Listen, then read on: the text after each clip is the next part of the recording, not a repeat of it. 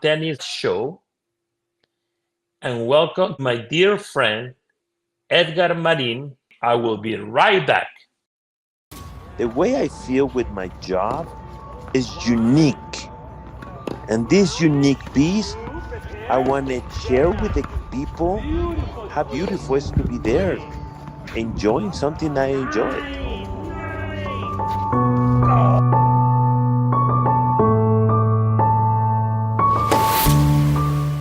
So we have three different kinds of volleys. We have low volley, medium volley, high volley, backhand volley, in Swing different volley, directions. the swing Uh, volley. Swing volleys now today. Explain to me a little bit how that worked. The swing volleys today in the 2024. When did we use it the most? Well, I actually don't like it. But actually, we can give an example. What happened to Fritz against Novak when he had the set point? And I believe if he actually does the regular volley, stepping in, put the ball away, normally right in front instead of swinging through the ball, he doesn't lose that point. He doesn't lose that. That was a set point, and I would say he would wins the match. But that by doing the how do you call it, the swing volley, he hit it too much, too hard, out, and that was it. He didn't get another chance. So just fundamentals, just the basics. I don't like it. I do it once in a while, but I if you want to teach it, I just work a lot on the soft hands. Just keep doing the soft hands, the feel the ball, have the ball more the longer you can on the racket. But yeah, it's part of the game, and you have to address it. But I try to avoid it as much as I can. I think teaching volleys in different levels from youth age is work a lot. I think the majority of kids, and when you get older, you will Correct. play doubles, which Correct. I think is very good. And the kids here in the Bay Area, when they play in the middle school teams, in the high school teams, a great doubles player always is a point. And going to college, play a very good doubles, it always help because the coach maybe recruit you to go to college in that direction because you're an Yeah. amazing doubles player, having a great volleys, and it will help a lot to make sure the players learn to step into the ball. I think this is what the volley topic is an amazing thing to do. Correct. What Yeah. is your No. opinion on So this? you and I know about this a little better. But for me, playing doubles is great because if you play doubles, you're gonna become a better singles player. You have the quickness, the eye coordination, the points are quicker. So I recommend people play more doubles so they can actually improve in their singles game in order to attack that transition when you have to do the transition volley to the put aways, and all that helps when you play more doubles. I agree with you. Do you think the volleys will help for the returning the ball too? Yeah, yeah, yeah. I mean, if you're serving like 130 miles per hour, I cannot swing. I just go in my continental grip or a little more compact swing, and then here we go. You just block it, and then you just you just do it. It comes with the footwork. For me, the basis of well the strokes, the basics of a successful stroke, put it that way, is the footwork, the way we load. These days, the balls are coming faster, so the loading part is tricky. And but always hit the ball on top of you, meaning in front of you, with soft hands. Don't hold the racket too hard. Have your wrist a little soft. Keep your elbow away from you, and do not snap your wrist when you volley. Don't swing too hard. Always try to just tap the ball, get the feeling of it in front of you, step into the ball, and good things will happen when you do the right technique. Do you think it matters you height when you learn to volley? No, not at all. I mean, it would be nice to be taller for me in that case. If I would have been 6'2", I would have been better like you. But I was shorter, so I have to complement my shortness, if I may, by applying technique and the quickness. I did a lot of soccer drills Uh, growing up, so that actually helped my ability to have very, very fat feet. And I put into that the whole package, so to speak, in the volley. Um, But I so remember, wait, I'm sorry to cut you off. I remember people used to say, you look like a giant when you play. yeah, You yeah, used that's to be actually like a yeah. monster on top of the ball. So how do you make that happen? Well, that is what we always talk about is the mental part, right? When we're in the court, this is our office, and that's my house, and everybody has to respect me in my house. But that's a different, I guess, a different topic than the volleys. But yeah, you just gotta walk tall. You could be short. It's all about attitude. It's all about believing in yourself, and you can do it. It doesn't matter how good or how bad you are. If you believe in yourself, good things could happen. So I was short. I was like 5'7", 5'8", and I walk on the court, and I believe in my ability, and I try to do my best, and regardless of who was on the other side, and not paying attention to what my parents were expressing at the sidelines or anything like that. It was just me and the ball and the other guy, and just having fun regardless of the outcome, and just think big, walk big, and just hit the ball always in front, elbows away. You just talk another big topic, I think, grips. I think continental grips, it helps for the players to understand the basics of the grips that too Yeah. many coaches don't work on it. I think that's another big topic to do in the future. Well, that's one Edgar, of what the. do you think about? Tell me. Go ahead. Go ahead. No, no, no. I was gonna say that's one of the What, what, qualities what, of Silicon Valley when they focus in education of the right grips. When do you apply this grip? Why? So, but that's another topic of the qualities of the Silicon Valley Academy. Go ahead. yes, thank you, Edgar. It's always a pleasure to be able to be talking to you about tennis, to have a different opinions the different coaches can have, which I think tennis today's day is very powerful. Yeah. And the way the academy progress the players, like you say, footwork, intensity, making sure the players get to the next level. We always try to make it happen. That is very good. Yeah. It's yeah. It's for me the academy, Silicon Valley Academy in Mountain California. It's unique, and I'm a little biased, but I haven't seen any academy in this area as good as yours. I mean, it's not because you're my friend, but I seen it from my own experience. I know kids go elsewhere and they go, you go shopping for t-shirts and stuff like that, and then you can go the good quality t-shirt and the more expensive, but the more expensive is a bad quality. And you can relate that to the academy. Letting people go and shop for other um, academies, and they usually tend to come back. And there's to Silicon Valley. That's the reason of your great work. I honestly believe that is the top academy in this area, based on the fundamentals. Like we said, you go, and you're not gonna. I want to say this: you're not gonna actually lie to the player. If the player wants to be a professional player and it's not good enough, you're gonna say it. You say, no, you're not good enough. You can actually maybe play Division 3 tennis, and I'll help you get there.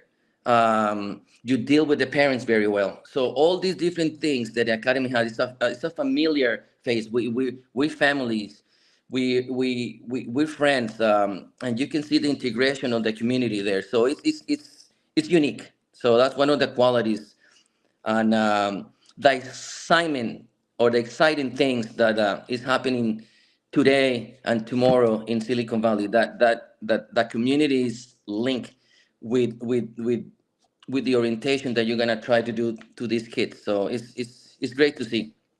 Great Oh, to see. thank you. That's wonderful to hear that. So, what are your expectations for this spring, for the summer? What do you want to be doing um, for tennis? What is to be the next thing? I think who is going to be the next number one in the world in Uh, tennis for ATP? I think it's getting very excited with the new generation. What's yeah. happening in the tennis game? Who in the summer it will be number one this year, Oh wow. 2024? I Well, think this is a great topic to do. I think Djokovic will still remain number one, but I want Sinner to get there. So we'll see how he goes in the summer in the French and see how he does there. But and in Wimbledon, but I would like to see Rafa win another one. It's gonna be very very hard. Um, I want to see him win the French and then say bye bye. So yeah, no, tennis is changing. I mean, all these guys with the huge forehands. If you have a huge serve and a huge forehand, you'll be able to do great things. And the way they prepare themselves mentally and physically is the difference. Because we always talk about it. Anybody can hit the ball. Anybody can hit the ball over the net. Is how you approach the shot, how you load. Are you loading with the right foot? Are you actually extending your arm? Are you getting a feeling of the ball? And when you watch tennis, you can see all these guys loading. Look at Sinner going insane, and Medvedev. I mean, Alcaraz, all those guys, the racket speed that they create, the movement, everything starts with the fitness. So that's one of the things that we go again because you have in Silicon Valley, you have 100% a fitness guy working with the kids. Which other academy has that?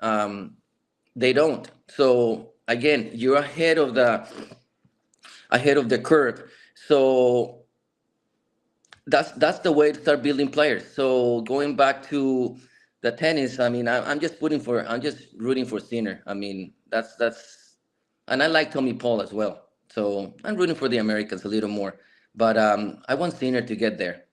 Um, I like what I see. I want to see him attacking the ball a little more and see how he can put the ball away, like from topic today, right? No, Maybe no, this is no.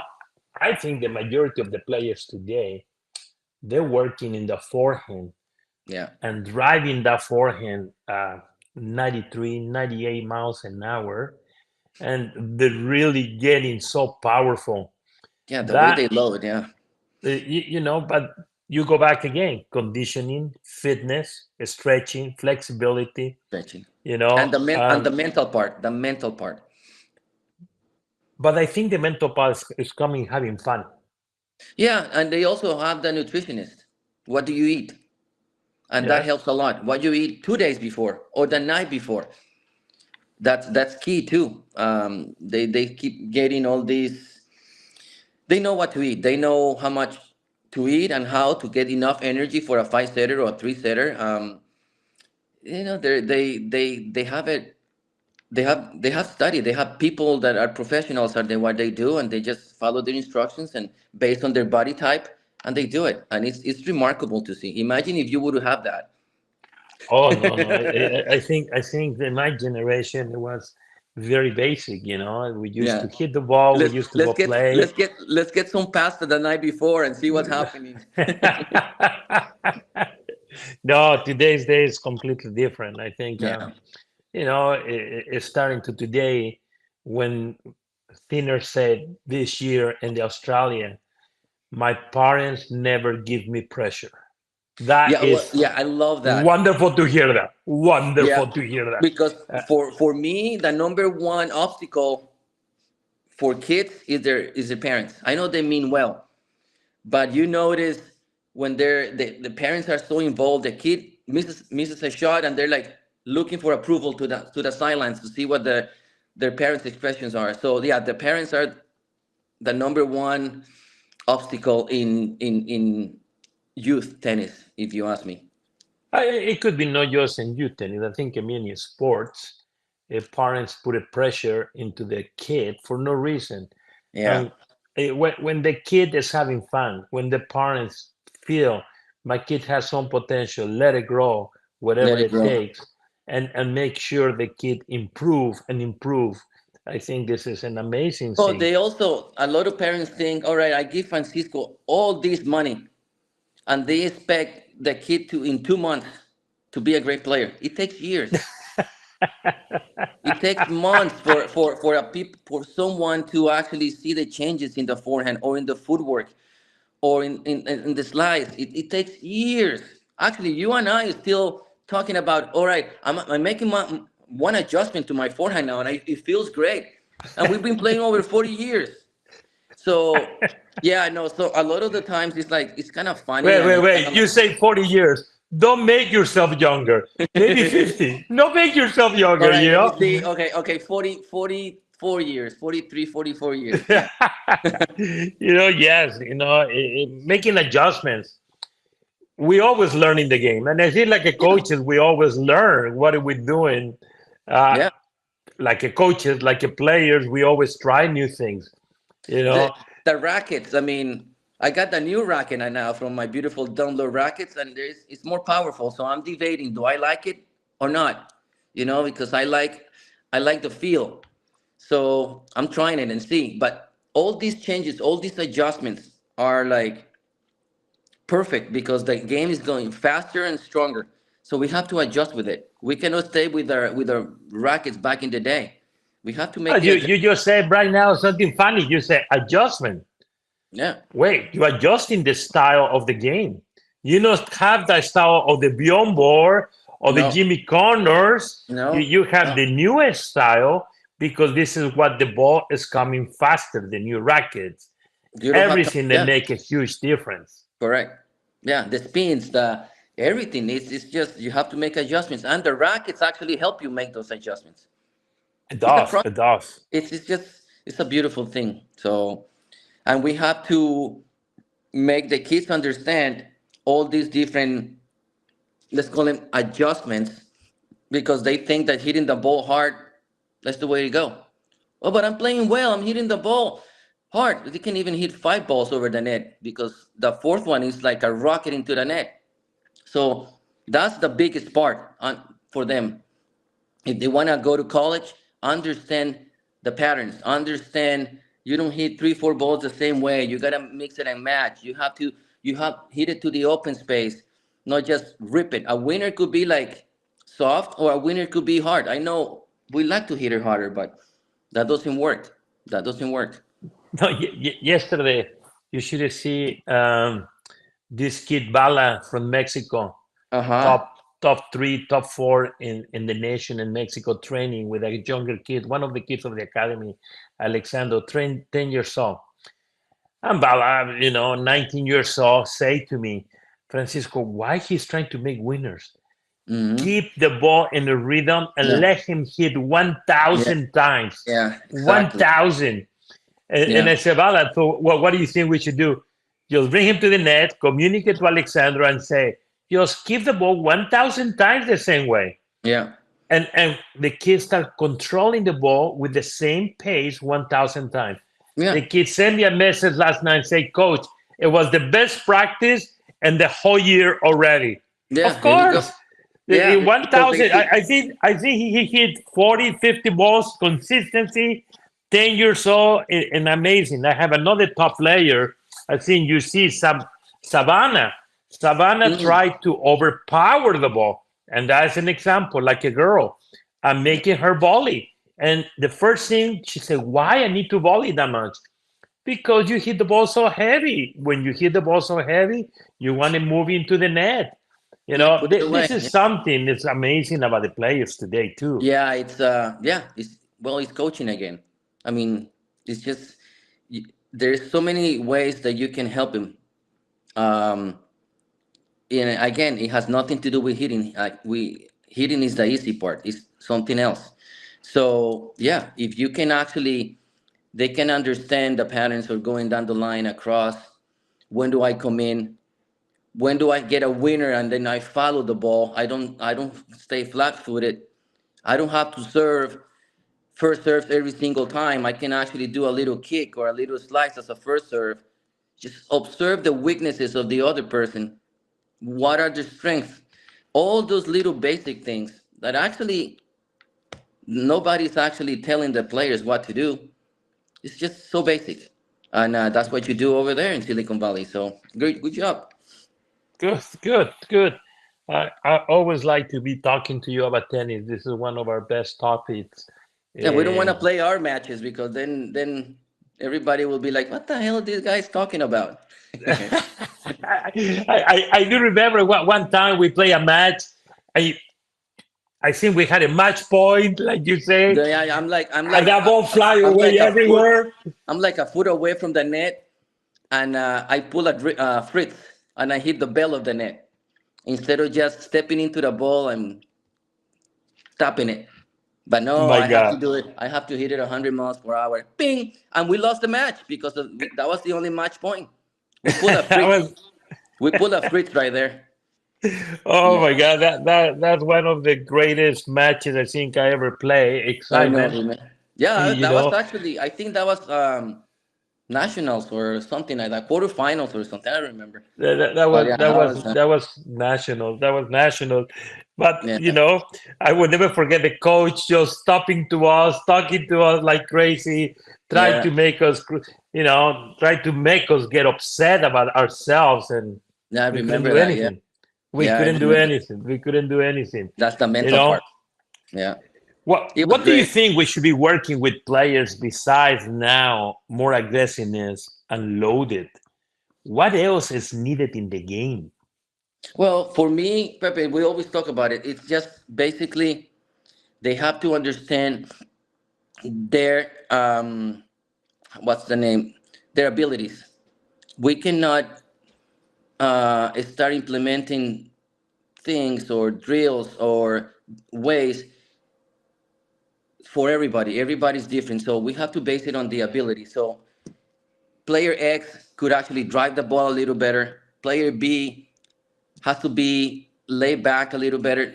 But at the same time, all the fundamentals have to be the same way. They're just gonna do it differently. So the patterns are the key for me. The open space, um, the return is key. Of course, everybody knows it's the second most important part of the game.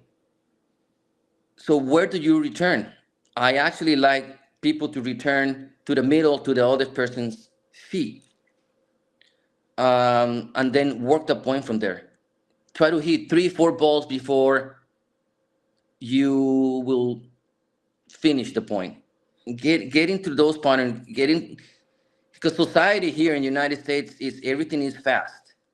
So we don't have the calmness, if I may, to just play five, six, seven balls. Everything is like rushing in this in the United States. So other part of the world we're more relaxed. So that actually comes with who we are in society, right? So if everything comes rushing, oh, I got to go to work, I got to do this, I don't have time for this, I don't have time for that. We are going to play the same way. So we have to make everybody more relaxed and be able to understand that they don't need to play points like 1 2 and done, 1 2 and done. No, work the point out, return to the middle, work the point out, be patient, and work the point until you get something that you can put away.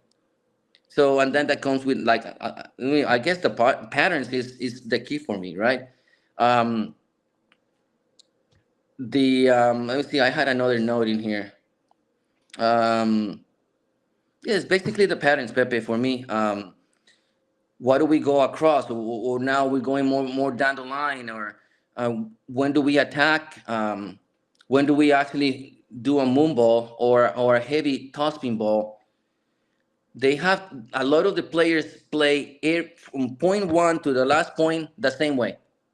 Try to hit heavy topspin and hard and see what happens. No, look at what the other guy is doing. Every player that you're gonna play is different.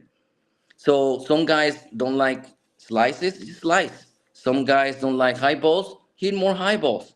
But you have to, as a player, you have to be confident on hitting all those different shots. Come to the net a little more. Yeah, you're gonna get passed, but play the tennis is about percentages. I bet you come with decent shots, they might pass you 2 times, but you won 8 points, so you won 80% of the points. Same thing You with the just serve. say, let me tell you, you just mentioned something that we do very well in the academy. Sometimes we have to hit moonballs. Sometimes we have to teach drop shot. Correct. Sometimes we have to be able to attack, depending of the player, the variation of the game, Correct. And and that's the that's skill, the and the skill, correct, the skill of the player, and the that skill. is the fundamentals and for every person. Yes. Understanding the game, understanding their abilities, understanding how the game is played. So, Yes. and that's the tricky part because you could be very good, but you're clueless about how to play tennis. I agree. I agree 100% in that one. And I think this is one of the beauty of our coaching position with different players. You working with your players, I'm working with my players. I think it's wonderful to have this relation always with the players to teach them to change different pace and different things. So what do you think is the difference too between playing hardcore and playing clay? You grew up in clay, I grew up in clay. Today's day we both teach in hardcore. What is the difference for us in that? Well, it's just the movement. I mean, it's the ball is slower in clay, so the rallies are gonna be longer. In hard courts, I mean, you don't apply the same ball. Some courts are fast, so you're gonna have a more compact swing. You can be a little more aggressive. You can attack more. It's just about in clay. I mean, it's fun. I don't feel that much pain when I play on clay, but yeah, the games are longer in a way. The ball's slower, and then you just work the point out more than a hard court. I mean, you can do more. I wouldn't say more things, but I mean, you could be a little bit more aggressive in the hard court. Coming in with a shorter ball,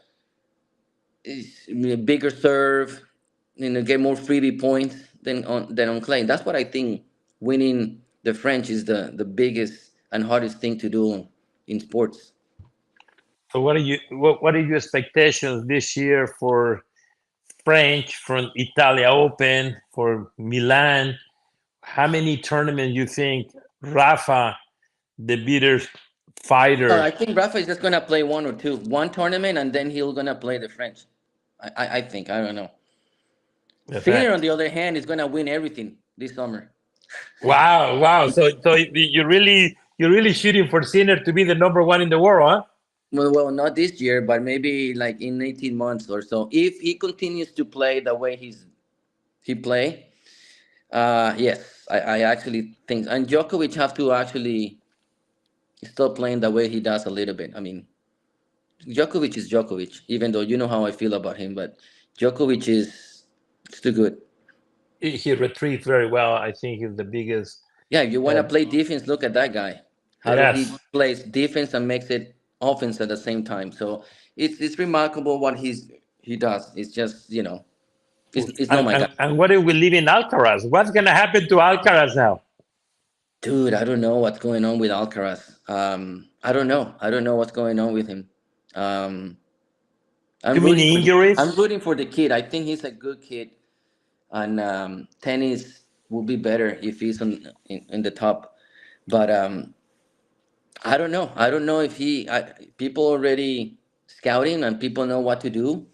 So I don't know what he needs to do. He needs to improve his serve a little more. I think that I don't know. I haven't paid much attention to him, but I'm more about Sinner right now. Wow. No, it's always a pleasure talking to you and talk about Oh, I have a tennis. question. I have a question. I have a question. Tell me. How do you feel about players that stop working the fundamentals to go play with better players just to hit with better players?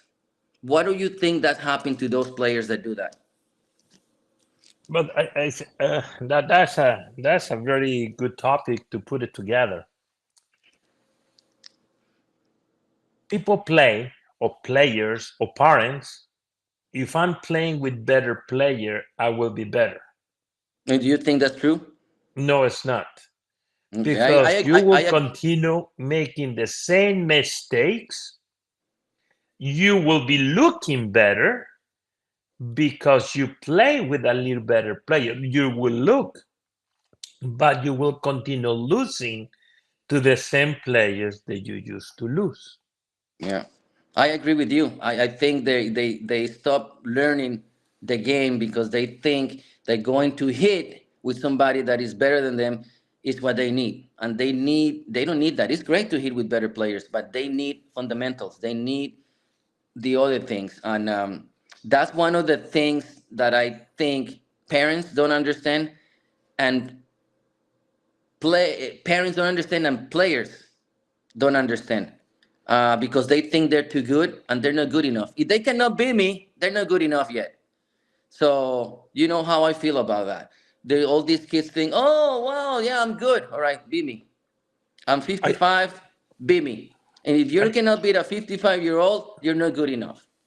yeah, no, I think one of the greatest things today to parents about this, you have to play level 7, level 6, and you could play level 5, but if you don't qualify for level 5, they don't let you. They don't let you. They don't let you play level 5 or level 4 because you don't have the skills. And I think that's in the skills when the academies or the players or the parents, they think, oh, that player is good. Yeah, there's only one player. How Yeah, many players that really have developed to be good? And that yeah. is a topic, something That's a where tricky. people don't Yeah, understand. yeah. To develop a player is very difficult. And to Correct. develop 20 players Yeah, it it's tough. is very tough. Yeah. Right now in Silicon Valley, we have many players under 12s. They came when they were beginners, and Mm-hmm. they are very decent players. I don't want to say he's the number one in the nation. They are decent players, but these players would develop when they are the 14, 15, 16. They could be the number one in the nation, but nobody remember the number one in the nation. Yeah, correct. Juniors. Yeah. Yeah. And juniors. So Yeah. to me, going play with players, they just hit the ball hard. It doesn't really matter. Yeah, I You know. I know, agree with you. it, I just it, wanted it to doesn't. say that. Yeah. Yeah, it doesn't. Even we can see right now, Alexander Zverev. My God, Yeah. in the Australia, he was one of the biggest controlling points against the biggest hitters. Correct. Yeah. He was controlling the points, unbelievable. And it Yeah. didn't look like, but it's very, very good to see Alexander Zverev, uh, Fritz with amazing forehand Yeah. attacking. And this is some topic I was going to ask you or some conversation. Do you think in the serve, Fritz swing faster the racket or swing faster the arm? Oh, I haven't paid attention, but I would say it's the racket, but I don't know. I agree. I think the racket has to swing faster than the arm, And I think it's the more in the pronation. serve. Yeah, his pronation is very, very good. You The way he know pronates, yeah. Yeah, that it's the racket speed, I guess. the Yeah. racket speed, and you're liking it. Your new racket. Tell us about your new racket. Tell us Oh, more. I don't. I actually used it for like 5 minutes, so I haven't have the feeling. It actually is more powerful. So So that what actually, racket you using? Tell me. I don't know. I'm I have using the my favorite new, racket. What is your beautiful. favorite I'm brand? using the new Dunlop CSX 200, brand new. It's just beautiful. I don't know what's more beautiful, that racket or the girlfriend. I think the racket is awesome. Don't let your girlfriend hear you that. Okay, you will be in trouble. You will be in trouble. How many mains that racket has? How many what? Mains. How many strings? Well, I'm using the 18. No, the what is it? The 1820. Yeah, the Okay. 1820. So then we also have the 1619. I think this is 1619. I usually, because the tour is the 1820. So yeah, I'm actually more from the 1619. It's actually pretty cool. It's not very heavy. 10-2. Um, the stiffness is fine. It's 64, 65. So it's good balance. I love it. More better than the And head rackets that you have. hey, his racket is something old school and amazing feeling for players like me. They're a little bit tall, I love you I know. love my I love my Dunlops. It's been 13 years with Dunlops. Everything I think happened I've with, been with yeah, head for the past 50. How many years you see people playing? 40 something? I don't think so. 40 I think I've something. been with head 50 something years. Yeah, no, I was no ever. Remember Wayne? They say let's go rally, and I didn't have a racket, and I used his racket, and ever since then he set me up with Dunlop, so it was good. I gotta thank Wayne for that. It's been 13, 14 years only Dunlop. It's been great. Wow. Wow. No, Yeah, it's great. I love it. I love it. yeah. So, what would be the last piece that we can talk? What do you think? What do you want to talk about? What's the topic of the day for Silicon Valley? You're working. I guess you already say that, right? We're working on Volleys? volleys all this week. Yeah. So that was the topic of the. I guess we went all over the place. We did topic of the day at the beginning with tricks in the middle, and so it was fun. It was fun. I guess yeah. Topic of the day: volleys. Volley. Step into the ball. Softer Yes. hands. I do a lot Yes. of exercise. A lot of exercise for the softer hands. A lot of the kids are very rigid. They think holding the racket hard is the way to go, and they keep chopping the ball instead of just feeling it. And they do like what I call a hot potato, boom, instead of the feel of the ball. And yeah, it's volleys, man. There's nothing better. You That got to is improve on those. wonderful. Yeah, That's wonderful. And the next step, I believe, from the volleys, and not too many people like to do, is the smash. people don't practice that much. Those, yeah. Correct. We try to. I try to do it. 5 minutes in every session, a little bit, because it's one of the worst things they do. You get a you get an overhead right there, and I call it front heads. Rosie actually, Rosie told me call it front heads. So yeah, the front head, and they just whip. They just the whiff. They don't hit it. It's it's an easy overhead right there, and simple, man. Relax, get under the ball, hit it in front of your head, and boom. Some of It them don't is. even have the continental grip. Imagine that. Correct. So I think this is, we go back again to the basic. Yeah, For the basic, make a volley, make a smash. Make a yeah, volley, make a smash. yeah. Same That grip, is same grip. wonderful. I, Yeah. I So think let's keep it up, this coaching position of making the kids better and yeah, make them enjoy it. yeah, And the most is we still love the game. We're we learning do. every single day. Yeah, we are You learning. know, we always watching videos, we listen different coaches, and we We try to arguing. learn. You and I argue about this is right, this is wrong. What do you know? Yes, no. I love that too. I love it. I love it. And I think it's not perfect game There's today's no day. perfect. Yeah, yeah, yeah. There's no perfect. There's always something. Yeah, everybody's There's different. something more to Yeah, enjoy. yeah, And it's always a pleasure talking to you, like I yeah. say, in the game. Keep up the good work, Pepe. No, Keep changing. thank you for being here today. Keep changing lives. And let's keep it up. Let's keep it up. And a big hug. And Yeah, stay out of the wet weather. I know. Okay. All right, Pepe. I know maybe it's very hard. Go dry the course, but it's the only way to do it. That's it. No way around it.